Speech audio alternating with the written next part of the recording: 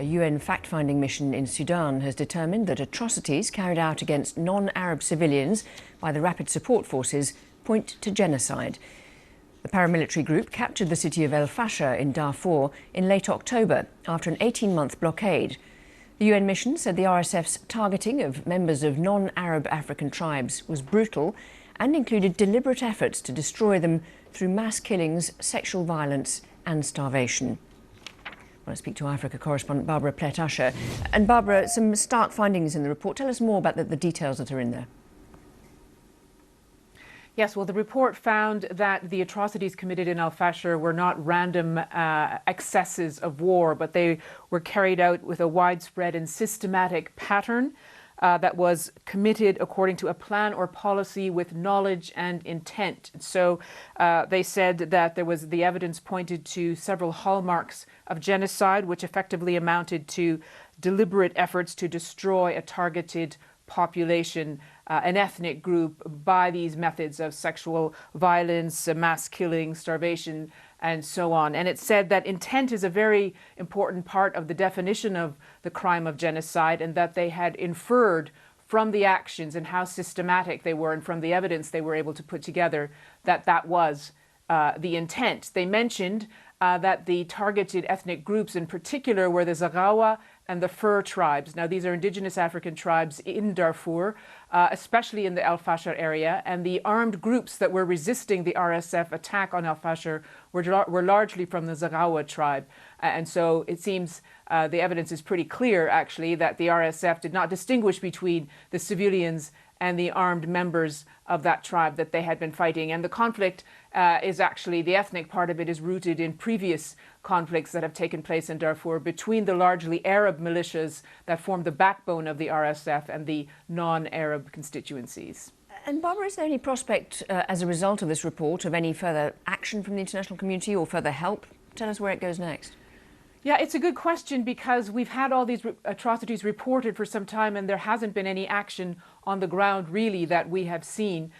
This is going to be presented to the UN in Geneva, the UN Human Rights Council, up for debate. Also, the British Foreign Secretary is addressing the UN Security Council today. She will mention this and really push for accountability. That was part of the mandate of this UN investigative mission. Name the perpetrators as much as you can so they can be held accountable. There are a few names in the report, not many, it has to be said, including the name of the RSF leader, saying that he and others celebrated the fall of el-Fasher as an achievement and called the fighters heroic, that he had actually admitted that some violations took place, that there were investigations undergoing, but had not responded to any questions from the group, from the investigators, as to where things were at with that. The RSF has always denied any allegations of genocide, although it hasn't responded specifically to this one. So some of the things that the investigators propose are sanctions. Now, both sides have been sanctioned, individuals have been sanctioned already, so it's not clear how much difference that would make. They mentioned the fact that there is a flow of weapons coming from outside supporters. Don't go into a great deal of detail about that, but that's a huge factor in the continuing war, and one of the ways that mediators are trying to get to bring a stop to, or at least a truce to it. So all of these things are out there. They're being discussed. There hasn't been any progress so far, and this is one way of trying to push those buttons and push people to make these decisions. And Barbara, in terms of the humanitarian situation, it has been pretty grim for a long time there. Tell us the latest on that. Yes, so the humanitarian situation in el-Fasher is quite difficult to determine, because there's not a lot of information coming from there. A UN team has been inside. From what we understand, there are not that many people there now. So many people fled.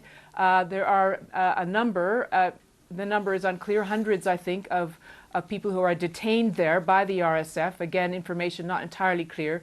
But there is some work underway to try to get humanitarian aid into the city, and especially into the villages around it, where many of the people fled. In terms of the overall humanitarian picture, it really depends where you live as to whether you can eat. That's a quote from the International Food Monitors, because the areas where there is active conflict, so that would be in the south-central part of the country, and also the areas where the RSF has taken control, which is mostly in the western part of the country, the humanitarian situation is dire and famine is spreading in some parts. In the areas where the army has expelled the RSF and is beginning to move back, things are improving somewhat. And there are various reasons for this, including humanitarian workers say bureaucratic obstacles from both sides in terms of getting the food into the conflict areas. Also the security situation. Also the economy has been decimated, the local economy, and it hasn't, especially in the RSF-held controlled areas, hasn't been built up again in any significant way. So there are continued warnings that people are still dying from starvation. Barbara Pletasher, thank you very much indeed for bringing us the latest there. Thank you. I want to speak to Mathilde Wu, who's an advocacy manager for the Norwegian Refugee Council in Sudan. Thanks very much indeed for joining us. I wonder if you can just give us a sense of your reaction to the report that we've had. I mean, this report really confirms what this war has been, right? A war of systematic attacks against civilians. It is really new lows in history that we've reached with what happened in el-Fasher.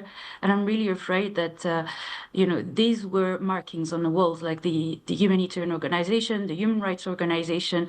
Every single person in Darfur had warned the international community that such level of atrocity could be committed in 2025. And sadly, it unfolded in front of everyone, on everyone's phone, and without, the action from the international community to stop it. So what the report shows is level of atrocities that I've seen in North Darfur. I was there right after the fall of el-Fasher, and I can tell you that it doesn't even begin to highlight what the suffering of the people and what they've been through during the siege and during the fall. So tell us, you were in el-Fasher. Tell us what you saw and the help that you were trying to bring people. I was not in el-Fasher. I was in Tawila, which is 60 kilometers away from el-Fasher, and was the safest place for people to reach to once they managed to flee el-Fasher. And the stories that they were telling me was awful. Towards the end of the siege, there was nothing left to eat. People could not even eat animal food, which is something that they had been relying on for months and months. They had resorted to enter in slaughterhouses and to collect skin from cows and eat it, boil it and eat it, removing the hair. They could not go out during the day. They had to go out at night because they were being bombed, shelled all the time. When they were trying to get food, they had to also cross a burn that was all around the city, and that was basically like preventing traders from reaching. And once they were fleeing, they were subjected to horrifying violence, executions, rape, looting. I've had a man who was telling me that his own brother was executed in front of him as they were trying to flee, and he had to bury him and then, try to flee. And these are things that happen all the time throughout the months as the siege emphasized, and then the city was attacked. And that sounds like kind of harrowing experiences for people. What about children? I mean, they must be caught up in this as others are. What kind of trauma help is there for dealing with that kind of trauma? I think this is what shocked me the most. During the first 2 weeks after the fall of el-Fasher, we saw at least 400 children who arrived in Tawila without their parents.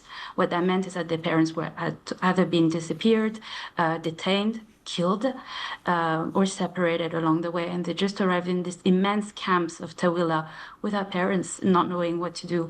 We have open schools there, basically tents that were their first safety net for months. And what we could see was awful. I've seen a 10-year-old who was now the bigger person in the family because nobody else was there anymore, and he was taking care of his 5-year-old brother. I've seen so many children drawing blood, bulldozers, guns on a piece of paper because this is the only thing that they've seen for months and months. So we're trying to help them with psychosocial support, with singing, with games, etc. But the long-term trauma is going to be immense. Mathilde Wu, thank you very much indeed for joining us there from the Norwegian Refugee Council. Thank you.